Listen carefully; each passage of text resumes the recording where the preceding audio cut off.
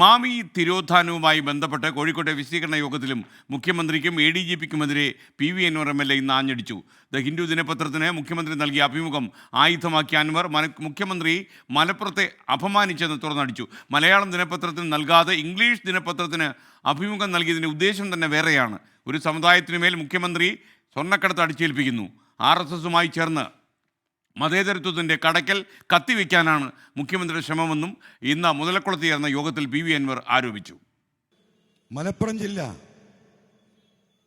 സംസ്ഥാനത്തെ ഏറ്റവും വലിയ ക്രിമിനൽ സംഘത്തിൻ്റെ കേന്ദ്രം. ആരോടാ പറയുന്നത്? ഹിന്ദു ന്യൂസ് പേപ്പറിനോട്. എന്താ മാതൃഭൂമി മനോരമയും കേരളത്തിലെ മറ്റു പത്രങ്ങളോട് പറയാത്തത്? ചോദ്യമുണ്ടാകും. ഈ വാർത്ത എങ്ങോട്ടാ പോകുന്നത്? നേരെ ഡൽഹിയിലേക്ക്. സദുദ്ദേശമാണോ ദുരുദ്ദേശമാണോ? ഇതിൽ പറയുന്ന കണക്കുകൾ മലപ്പുറം ജില്ലയിൽ നിന്ന് 150ഓളം സ്വർണ്ണ കേസുകൾ പിടിച്ചു. എങ്ങനെയാ മലപ്പുറം ജില്ലയിൽ നിന്ന് പിടിച്ചത്? ഈ എയർപോർട്ട് നിൽക്കുന്നത് എവിടെയാ? മലപ്പുറം ജില്ലയിൽ. ആ എയർപോർട്ടിന്റെ മുറ്റത്തിട്ട് പിടിച്ചാൽ ഈ കേസ് എവിടെയാണ് FIR ഇടുക? മലപ്പുറം ജില്ലയിൽ.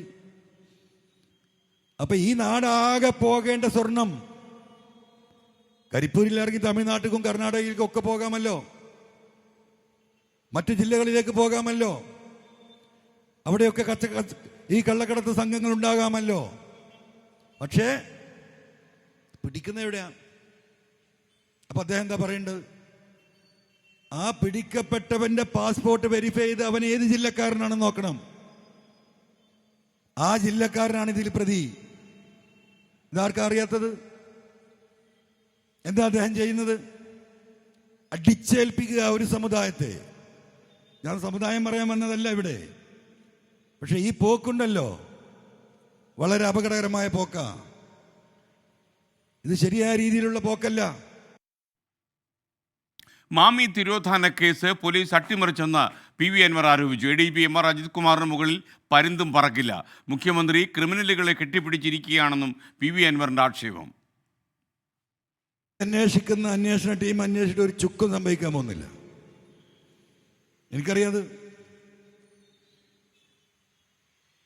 പണത്തിന്റെ മുകളിൽ പരുന്തും പറക്കൂല എന്ന് നമ്മൾ കേട്ടിട്ടുണ്ടല്ലോ. ഇവിടെ എന്താ സ്ഥിതി അറിയാം നിങ്ങൾ? ADGPയുടെ മുകളിൽ ഒരു പരുന്തും പറക്കൂല അജിത് കുമാറിന്റെ മുകളിൽ. ഇതാണ് ലോകം. ഒരു മുഖ്യമന്ത്രി ഒരു ക്രിമിനലിനെ എങ്ങനെ കെട്ടിപ്പിടിച്ചിരിക്കുകയാണ്. കൈ പിടിച്ചു വലിച്ചാലും കാൽ പിടിച്ചു വലിച്ചാലും ആ കെട്ടുവിടാൻ തയ്യാറില്ല. എന്താ കാരണം? എനിക്കറിയില്ല. ജനങ്ങൾ പരിശോധിക്കട്ടെ. പ്രേക്ഷകർക്കായി കവർ ചെയ്ത ഷഹദ് റഹ്മാനും അതുപോലെ കോഴിക്കോട് നിന്ന് ദീപക് തർമടും നമുക്കൊപ്പം ചേരുകയാണ്. ഷഹദ്, യഥാർത്ഥത്തിലെ ചില കാര്യങ്ങളൊക്കെ അദ്ദേഹം വെട്ടിത്തുറന്ന് പറയുകയായിരുന്നു. പറയൂ.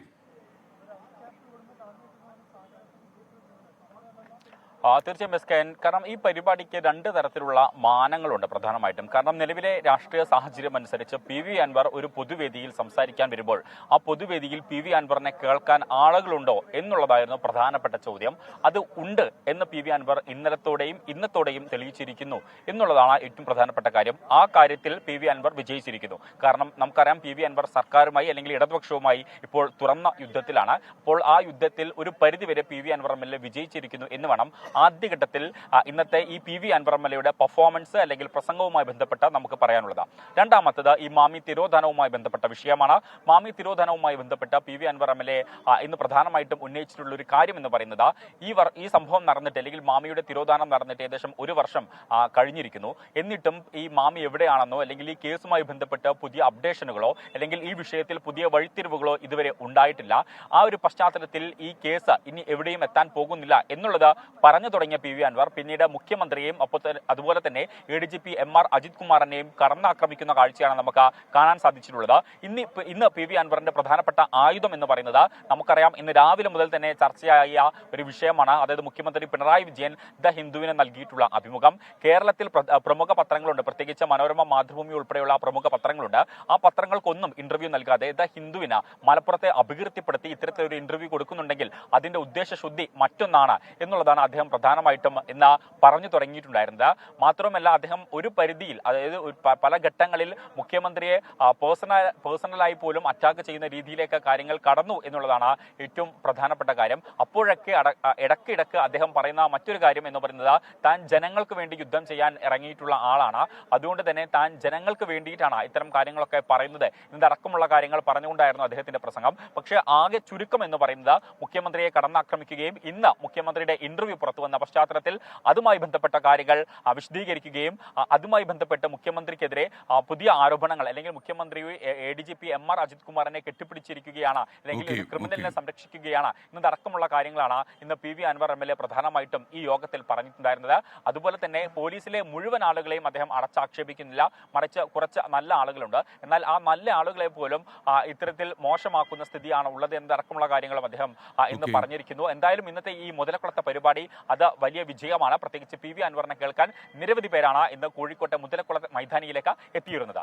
Okay, thank you Shadar Rahman. ഈ ദീപക് തർമ്മടം കൂടി ചേരുന്നു. ദീപക്, ഒരുപക്ഷെ ഈ ഇന്നലെ നിലമ്പൂരിൽ യോഗം നടന്നു, അവിടെ നല്ല ആൾക്കൂട്ടം ഉണ്ടായിരുന്നു. ഇന്ന് മുതലക്കുളത്തും നല്ല ആളുകൾ ഉണ്ടായിരുന്നു.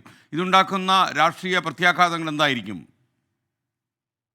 SK ഒരു കാര്യം തീർച്ച, നിലമ്പൂരിന് പിന്നാലെ, നിലമ്പൂർ അൻവറിന്റെ തട്ടകമാണ്, പക്ഷേ കോഴിക്കോടും അൻവറിനെ കേൾക്കാൻ ആളുണ്ട് എന്നത് രാഷ്ട്രീയമായി ഇടതുമുന്നണിക്ക് ഒരു ഭീഷണിയാണോ എന്ന് ചോദിച്ചാൽ പ്രാഥമികമായി അത് ഭീഷണി തന്നെയാണ്.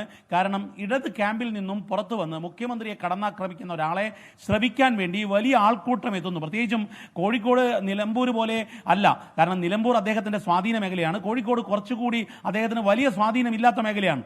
സംഗതി മാമിയുടെ തിരോധാനത്തിന്റെ ആക്ഷൻ കമ്മിറ്റിയാണ് നടത്തുന്നതെങ്കിൽ പോലും അൻവറിനെ കേൾക്കാൻ വേണ്ടി കൂടുതൽ ആൾക്കാർ എത്തുന്നു എന്നുള്ള ഒരു പ്രശ്നമുണ്ട്. മാത്രവുമല്ല, അൻവർ കടന്നാക്രമണമാണ് ഇന്നും നടത്തിയത്. വളരെ കൃത്യമായി മുഖ്യമന്ത്രിയെ വ്യക്തിപരമായി ടാർഗറ്റ് ചെയ്തുകൊണ്ടുള്ള പ്രസംഗമായിരുന്നു. മുഖ്യമന്ത്രി ക്രിമിനലുകളെ സംരക്ഷിക്കുന്നു, ADGPയെ കെട്ടി പിടിച്ചു നിൽക്കുന്നു, കൈ പിടിച്ചിട്ടും കാൽ പിടിച്ച് വലിച്ചിട്ടും മാറുന്നില്ല. കൃത്യമായി നേരത്തെ പറഞ്ഞതിന്റെ തുടർച്ച, തനിയാവർത്തനം തന്നെയാണ് മുഖ്യമന്ത്രി പിണറായി വിജയൻ, ഒപ്പം തന്നെ ADGP MR അജിത് കുമാർ. ഇന്ന് വളരെ പ്രധാനപ്പെട്ട കാര്യം, ദ ഹിന്ദു പത്രത്തിൽ വന്ന അഭിമുഖത്തെ കൃത്യമായി രാഷ്ട്രീയമായി മുഖ്യമന്ത്രിക്കെതിരെ തിരിച്ചുവിടാൻ ഒരു മലപ്പുറം വിരുദ്ധ പ്രസംഗമാണ്, ഇന്റർവ്യൂ ആണ് അതെന്ന രീതിയിലുള്ള പ്രസംഗം കാഴ്ചവെക്കാനും സാധിച്ചു. പ്രത്യേകിച്ചും ലീഗിന്റെ പ്രതികരണം വന്നതിന് ശേഷം ആ ചുവട് പിടിച്ചുകൊണ്ട്, അതായത് ഇന്ന് ഉച്ചത്തോടുകൂടി തന്നെ ഏതാണ്ട് പ്രതിപക്ഷ നേതാവ് അതിന്റെ പരാമർശത്തോടെ UDF ക്യാമ്പിന് സ്വീകാര്യനാണ് പി വി അൻവർ എന്നുള്ള രാഷ്ട്രീയ നിലപാട് വന്നു കഴിഞ്ഞു. അത്തരമൊരു സാഹചര്യത്തിൽ കൃത്യമായി മുഖ്യമന്ത്രിയെ ടാർഗറ്റ് ചെയ്യുന്നു, ഇടതുമുന്നണിയെ ടാർഗറ്റ് ചെയ്യുന്നു, ആഭ്യന്തര വകുപ്പ് ആകെ പ്രശ്നമാണെന്ന് പറയുന്നു. ഇന്നത്തെ പ്രധാനപ്പെട്ട വിഷയം, മാമി കേസ് കൂടാതെ പാനൂരിലെ മറ്റൊരു കേസിൽ കൂടി പോലീസിനെയും ആഭ്യന്തര വകുപ്പിനെയും കടന്നാക്രമിക്കാൻ തയ്യാറാകുന്നു എന്ന് പറയുമ്പോൾ സ്വാഭാവികമായും SK പറഞ്ഞതുപോലെ ഇതിന്റെ രാഷ്ട്രീയ സന്ദേശം വ്യക്തമാണ്. ഇടതുപാളയം വിടുന്ന അൻവർ മറ്റൊരു പാളയത്തിൽ ഇടത് ശത്രുവായി തിളങ്ങാൻ പോകുന്നതിന്റെ സൂചന തന്നെയാണ് ഇതെന്ന് വിലയിരുത്താൻ സാധിക്കും. SK. ഓക്കെ, ദീപക് തർമ്മടമാണ് വിവരങ്ങൾ നൽകുന്നത്. എനിക്ക് തോന്നുന്നു മുഖ്യമന്ത്രിക്കെതിരെ വിമർശനം ഒരറ്റത്ത് PV എന്നെ കടുപ്പിക്കുന്നു. അതേസമയം UDF ക്യാമ്പിലേക്ക് അദ്ദേഹത്തിനെ എത്തിക്കാൻ കഴിയുമോ എന്നുള്ള കാര്യത്തിൽ ഗവേഷണം നടക്കുന്നു. കോട്ടയം കേന്ദ്രമാക്കി പ്രവർത്തിക്കുന്ന ഒരു മുൻ മന്ത്രി കൂടിയായ ഒരു നിയമസഭാ അംഗം ആണ് ഇതിൻ്റെ ചുമതലക്കാരൻ എന്നുകൂടി വിശ്വാസയോഗ്യമായ കേന്ദ്രങ്ങളിൽ നിന്ന് അറിയുന്നു. വരും ദിവസങ്ങളിൽ ചിലപ്പോൾ നമുക്ക് ആ വാർത്ത കേൾക്കാൻ കഴിയും.